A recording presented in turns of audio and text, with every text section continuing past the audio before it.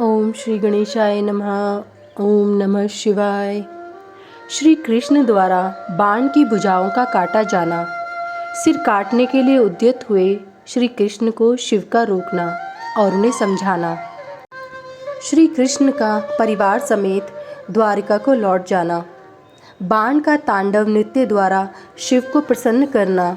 शिव द्वारा उसे अनन्य वरदानों के साथ महाकालत्व की प्राप्ति। सनत कुमार जी कहते हैं, महाप्राग व्यास जी, लोक लीला का अनुसरण करने वाले श्री कृष्ण और शंकर की उस परम अद्भुत कथा को श्रवण करो। तात, जब भगवान रुद्र लीलावश पुत्रों तथा गणों सहित सो गए, तब दैत्यराज बाण श्री कृष्ण के साथ युद्ध करने के लिए प्रस्थित हुआ। उस समय कुंभांड उसके अश्वों की बागडोर संभाले हुए था और वह नाना प्रकार के शस्त्रास्त्रों से सुसज्जित था। फिर वह महाबली बलिपुत्र भीषण युद्ध करने लगा। इस प्रकार उन दोनों में चिरकाल तक बड़ा घोर संग्राम होता रहा, क्योंकि विष्णु के अवतार श्री कृष्ण शिव रूप ही थे और उधर बलवान बाणासुर उत्तम शिव भक्त था। मुनीश्वर तदंतर वीर्यवान श्री कृष्ण, जिन्हें शिव की आज्ञा से बल प्राप्त हो चुका था, चिरकाल तक बाण के साथ यों युद्ध करके अत्यंत कुपित हो उठे। तब शत्रु वीरों का संहार करने वाले भगवान श्री कृष्ण ने शंभु के आदेश से शीघ्र ही सुदर्शन चक्र द्वारा बाण की बहुसी भुजाओं को काट डाला। अंत में उसकी अत्यंत सुंदर 4 भुजाएं ही अवशेष रह गईं और शंकर की कृपा से शीघ्र ही उसकी व्यथा भी मिट गई। जब बाण की स्मृति लुप्त हो गई और वीर भाव को प्राप्त हुए श्री कृष्ण उसका सिर काट लेने के लिए उद्यत हुए, तब शंकर जी मोह निद्रा को त्याग कर उठ खड़े हुए और बोले। रुद्र ने कहा, देवकी नंदन, आप तो सदा से मेरी आज्ञा का पालन करते आए हैं। भगवन, मैंने पहले आपको जिस काम के लिए आज्ञा दी थी वह तो आपने पूरा कर दिया।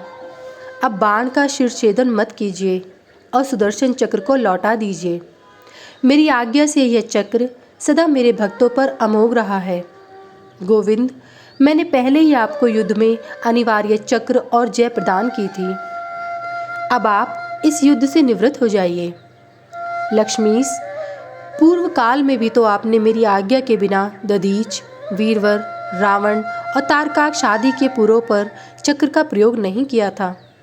जनार्दन, आप तो योगीश्वर, साक्षात परमात्मा और संपूर्ण प्राणियों के हित में रत रहने वाले हैं। आप स्वयं ही अपने मन में विचार कीजिए। मैंने इसे वर दे रखा है कि तुझे मृत्यु का भय नहीं होगा। मेरा यह वचन सदा सत्य होना चाहिए। मैं आप पर परम प्रसन्न हूँ। हरे, बहुत दिन पूर्व यह गर्व से भरकर उन्मत्त हो उठा और अपने आप को भूल गया था। तब अपनी भुजाएं खुजलाता हुआ ये मेरे पास पहुंचा और बोला, मेरे साथ युद्ध कीजिए। तब मैंने इसे शाप देते हुए कहा, थोड़े ही समय में तेरी भुजाओं का छेदन करने वाला आएगा, तब तेरा सारा गर्व गल जाएगा। बाण की ओर देखकर कहा, मेरी ही आज्ञा से तेरी भुजाओं को काटने वाले ये श्री हरि आए हैं।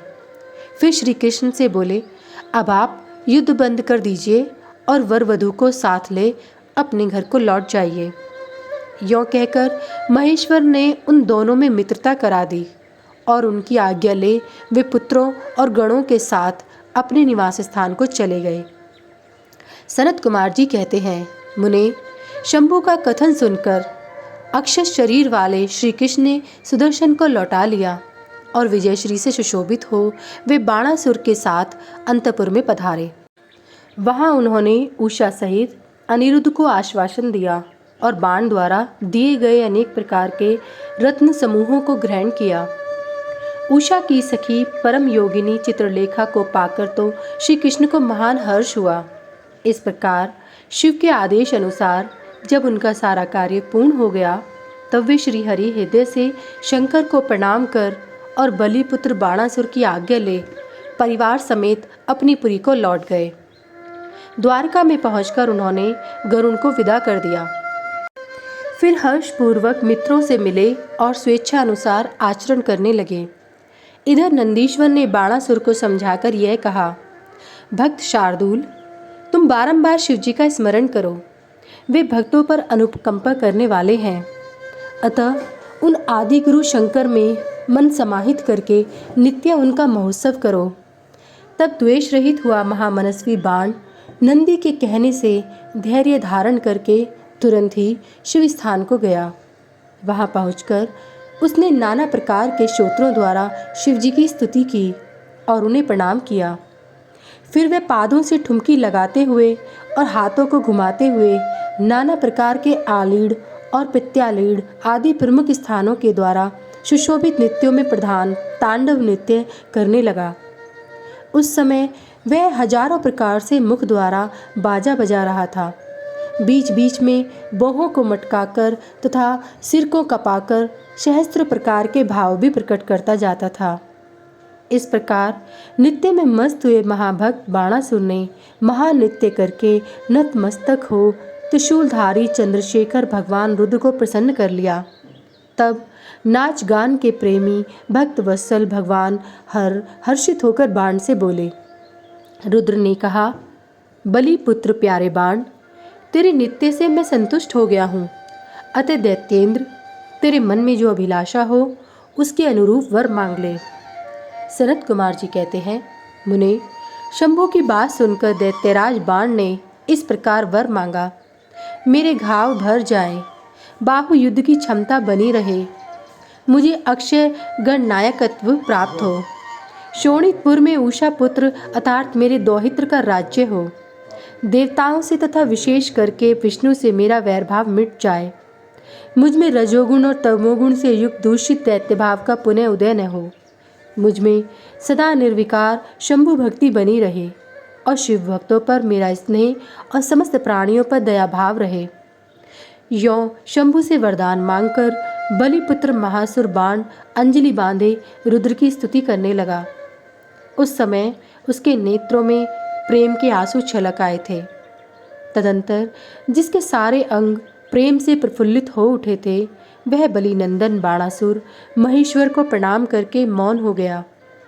अपने भक्त बाण की प्रार्थना सुनकर भगवान शंकर, तुझे सब कुछ प्राप्त हो जाएगा, यों कहकर वहीं अंतर्ध्यान हो गए। तब शंभु की कृपा से महाकालत्व को प्राप्त हुआ रुद्र का अनुचर बाण परमानंद में निमग्न हो गया। व्यास जी, इस प्रकार मैंने संपूर्ण भुवनों में नित्य क्रीड़ा करने वाले समस्त गुरुजनों के भी सद्गुरु शूलपाणी भगवान शंकर का बाण विषयक चरित्र, जो परमोत्तम है, कर्णप्रिय मधुर वचनों द्वारा तुमसे वर्णन कर दिया। अध्याय 55-56 समाप्त।